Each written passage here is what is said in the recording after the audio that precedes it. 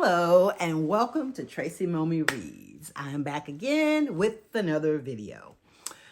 It is a little overcast outside, so I don't know if the natural light is doing what it's supposed to do, but here we are. Today, I'm going to be talking about a book called The Bodyguard by Katherine Center. The Bodyguard. Okay, so, The Bodyguard, every time I say that word or say those words together, I always think about, the classic Whitney Houston and Kevin Costner movie, The Bodyguard. And then, of course, I Will Always Love You pops into my head, but I digress. This is about a bodyguard, obviously. That's what it's called, but it's a different take, right? Okay, so there's this woman named Hannah Brooks, okay? And she's a bodyguard, okay? And she gets assigned to, VIPs mostly because guess what? It takes place in Houston, Texas, where I'm from. And like when she does local stuff, it's probably like oil company CEOs, or if they have people coming in, some of their partners from the Middle East or somewhere, or, often she gets to also go on assignment in other countries. Most of the time it's just business people who are like high value targets or something like that. And usually, nothing even really happens, but it's just like a precautionary thing. But, she's been trained with guns, with martial arts, all kind of defense, like physical defense stuff, psychological stuff. She's been trained to do whatever, needs to be done, right? But she's never really had an incident where she's had to utilize too much of that, right? So it usually just ends up being like glorified babysitting to these people, with all this power and money. Well, Hannah gets assigned to be a bodyguard in Houston, or like on the outskirts, to this famous actor named Jack Stapleton.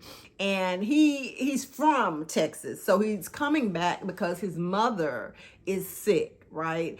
And he has kind of been off the grid for a while. And he had a stalker situation. And because he's now come into town and people have gotten wind of it, and he had that whole stalker, his people, like his agents and all those people, they don't want any problems, right? Because he's going to be going to the hospital. He's going to be, out in public because he's, going to be seeing his mother.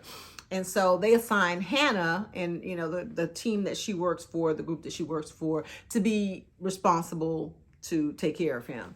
And Jack is very resistant. And when he takes a look at her, because the way that the author describes her, she apparently is petite, or petite in comparison to him. I mean, he's like a big strapping guy and she's this little frail woman, right? So he's first of all thinking, if something did go down, you're not going to be able to protect me. And she had to show him how she could take him down in less than 5 seconds. And he was like, okay, you got the job. But anyway, this is one of those stories. And by the way, this is a story in the a romance and humor, genre. It is by no means anything dark, deep, or heavy, okay? But so Jack's family, they don't know about the stalker. They don't know that he had some issues out in California or any of that. And he doesn't want to worry his mother. She's going through this she actually has cancer, and she's going to be going through chemo and all this stuff. He just does not want to tell her about that. And so a plan is devised that Hannah would be with him to protect him, but she has to do it under the guise of being his girlfriend. So this is in the fake girlfriend trope. And it was really a cute story. The things that I liked about it, it wasn't just all fluff. There were a couple of heavy moments, because Jack had a younger brother that died, and he still was dealing with that because he was in the car with him when he died. And then on Hannah's side, she grew up with a single mom who had some addictions, and that's kind of haunted her for most of her life. So even though at its core it was a romance book and there were a lot of funny moments, there were, it wasn't, there was some deep moments as well. There was a little depth there within the story, and I think that's what kind of made it believable for these two individuals to gravitate towards each other, because they both had this past pain or hurt. And like, I don't know that it was so much trauma bonding, because I mean, they both, come on, at the end of the day, they had both kind of overcome that in a way that they were pretty privileged, right? They weren't like, they still had some emotional scars, but it hadn't stopped them from like living their lives and reaching their dreams. So it wasn't depressing in that way. I think the thing that endeared Hannah to Jack is that, first of all, she was so determined, and she was a lot tougher than she looked, and she just wasn't the type of woman that usually gravitated towards him.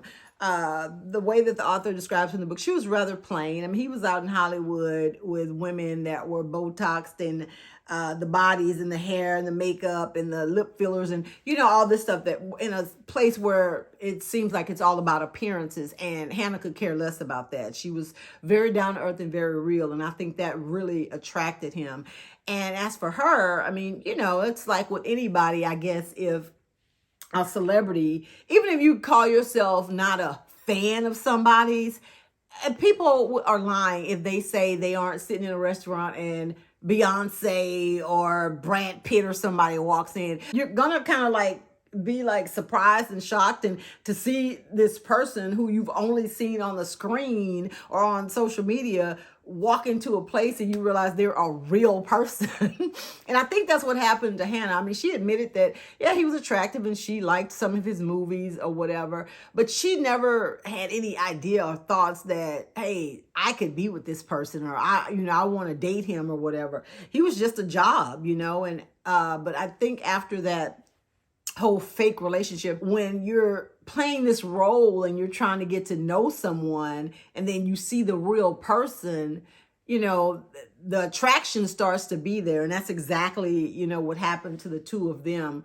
And things were going great until, because his stalker did come to town, and, they handled that situation, but they ended up pulling her off the case. I can't even remember why. I think because it was over, and he didn't want to keep lying to his mom or something like that. So she left, and at first I was like, oh my God, are they not even gonna get together? Like, what's happening here? Because the chemistry was really well written between the two characters. But then she goes back, and feelings are admitted and reciprocated, and you're like, oh, it's one of those moments. But then there's something else that happens. And let's just say Hannah's skills really came in clutch, with the situation that happened. But all in all, there was a happily ever after. So I mean, with these kind of books, it's par for the course. Like, I don't think that that's a spoiler. Okay, as for what I didn't like about it, there was this like part in there where the author kept going back and forth before we finally get our happily ever after, as to whether or not Jack actually liked Hannah. I mean, like, I was on a roller coaster with her, like, girl, wait a minute, is he playing with us? Is he toying with our feelings and our emotions? And there was good reason for some of it, but it was just like, knowing that Hannah was already like riddled with insecurities because of some stuff that happened with her previous boyfriend, and then not to mention how she grew up. I just thought it was kind of cruel for the author to do that to her own characters, And a lot of times too, this is another thing that kind of grinds my gears in this book and in other books that I've read. find it cringeworthy sometimes when authors consistently like refer to like the size of the female character, right? About them being tiny. They're big, there's little hands, into the, when they hold hands with the male character, like basically the way that it's written, it makes it seem like a grown man holding on to a child's hand, or, they're so petite, somebody could pick them up with one arm, and, all that kind of stuff. I don't know that it's necessary for those kind of descriptions. And it seems like it's almost like a fetish type thing.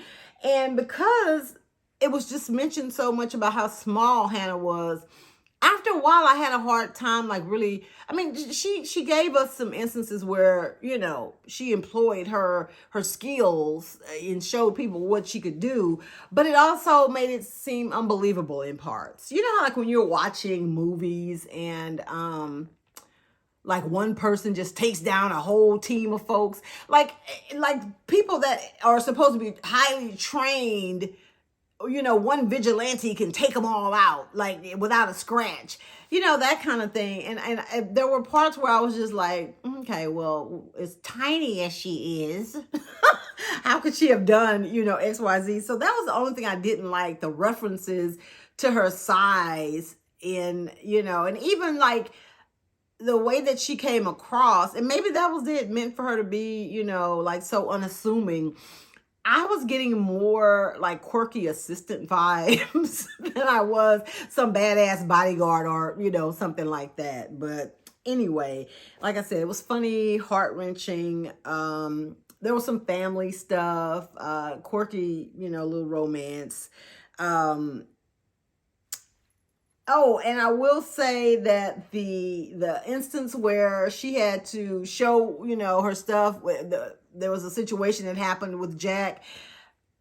That also ended up being like some dark humor. It wasn't even as serious as like I thought it was going to be. But, again, it's a romance book. Par for the course. That's what you get in those kind of books. If you're someone who likes quirky romances or kind of like books that aren't full of fluff, but they do have a few, deeper moments that are a little heart-wrenching or heartwarming, then you would really enjoy The Bodyguard by Katherine Center.